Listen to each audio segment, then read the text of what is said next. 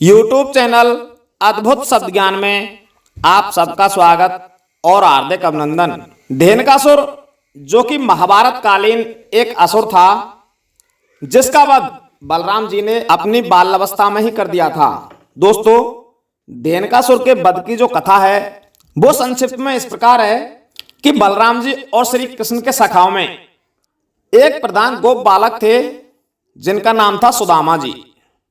तो एक दिन सुदामा जी ने श्री कृष्ण और बलराम से कहा कि यहां से थोड़ी ही दूरी पर एक बड़ा भारी वन है, उसमें बहुत सारे ताड़ के वृक्ष हैं जो सदा फलों से लदे रहते हैं, परंतु वहां पर धेनुक नामक एक दुष्ट दैत्य भी रहता है। उसने उन फलों को खाने पर रोक लगा रखी है। वह दैत्य गधे के रूप में रहता है। हे श्री कृष्ण, हमें उन फलों को खाने की बड़ी तीव्र इच्छा होती है, परंतु उस धेनुक नामक दुष्ट के कारण हम उस जंगल में जाने से डरते हैं।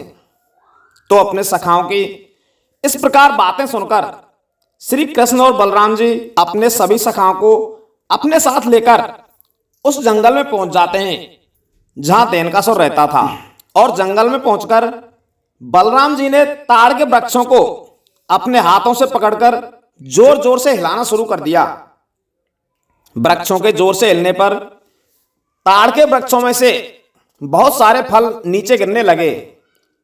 उन फलों को गिरने की आवाज सुनकर जो धेनुकासुर वहां रहता था वह गधे के रूप में वहां प्रकट हुआ और बलराम जी ने अपने बाहुबल से उसे वहीं मार गिराया। तो दोस्तों, इस कथा को यहां तक तो ज्यादातर लोग जानते ही होंगे, परंतु दोस्तों, क्या आप जानते हैं कि धेनुकासुर गधे के रूप में क्यों रहता था और यह पूर्व जन्म में कौन था? यह बात उस समय की है जब राजा बलि का पुत्र सासिक देवताओं को युद्ध में परास्त कर गंधमादन की ओर निकला। सासिक के साथ उसकी विशाल सेना चल रही थी। जब वह गंधमादन की ओर प्रस्थान कर रहा था तो मार्ग में उस समय स्वर्ग की अप्सरा तिलोत्तमा वहां से गुजर रही थी। अप्सरा और सासिक ने एक दूसरे को देखा और दोनों एक दूसरे के प्रति आकर्षित हो गए। स्वर्ग की अप्सरा तिलोत्तमा ने अपने रूप सौंदर्य से साहसिक को मोहित कर दिया था और वे दोनों एकांत में अपनी इच्छा अनुसार विहार करने लगे। उसी समय उसी स्थान पर ऋषि दुर्वासा भगवान श्री कृष्ण के चरणों का चिंतन कर रहे थे।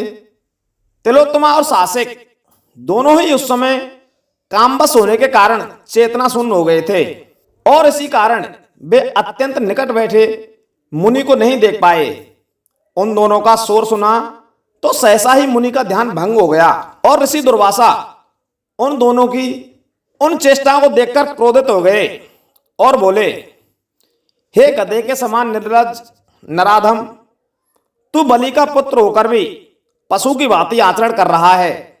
पशुओं के अलावा सभी जीव मैथुन कर्म करते समय लज्जा करते हैं, विशेष रूप से गधे लज्जा विहीन होते हैं। अतः अब तू गधे की योनि में जा और हे तिलोत्तमे, तू भी उठ। एक अप्सरा होने के बाद भी दैत्य के प्रति ऐसी आसक्ति रखती है तो तू भी दानव योनि में जन्म ग्रहण कर। इतना वचन कहकर दुर्वासा चुप हो गए। तत्पश्चात वे दोनों लज्जित और भयभीत होकर मुनि की स्तुति करने लगे और मुनि के चरणों को पकड़कर सासिक बोला, हे मुनि श्रेष्ठ, आप ही ब्रह्मा विष्णु और साक्षात महेश्वर हैं। हे भगवान, मेरे द्वारा किए गए अपराध को क्षमा करें, मुझ पर कृपा करें। यह कहकर सासिक उनके चरणों को पकड़कर फूट फूट कर रोने लगा और तिलोत्तमा ने कहा कि हे ऋषि, मुझ पर कृपा करें, किसी कामुक प्राणी में चेतना और लज्जा नहीं रहती है। हे मुनि, ऐसा कर्म कामवश होकर हुआ है। यह कहकर तिलोत्तमा भी रोने लगी। सासिक और तिलोत्तमा दोनों की व्याकुलता और उनके आंसुओं को देखकर मुनि दुर्वासा बोले, हे दैत्य, तू भगवान विष्णु के भक्त बलि का पुत्र है और अपने पिता का स्वभाव पुत्र में अवश्य रहता है। जिस प्रकार कालिया के सिर पर अंकित भगवान श्री कृष्ण के चरण का चिन्ह अन्य सभी सांपों के मस्तक पर रहता है। हे वत्स, तू एक बार गधे की योनि में जन्म लेकर मोक्ष को प्राप्त होगा तू वृंदावन के तालवन में जा और वहां पर जब भगवान श्री कृष्ण अवतार लेंगे तो उस समय तेरी मुक्ति होगी और तू मोक्ष को चला जाएगा।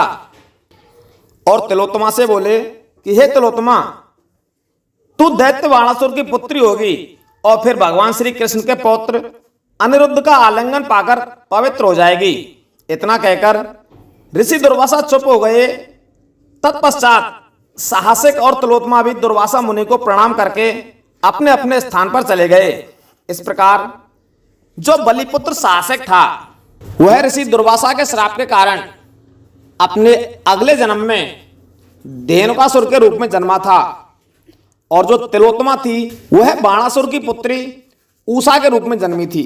तो दोस्तों, जो धेनुकासुर था वह पूर्व जन्म में बलिपुत्र साहसिक था। हमारा यह वीडियो यदि आपको पसंद आया हो तो इस वीडियो को ज्यादा से ज्यादा लाइक करें, शेयर करें और हमारे चैनल को सब्सक्राइब अवश्य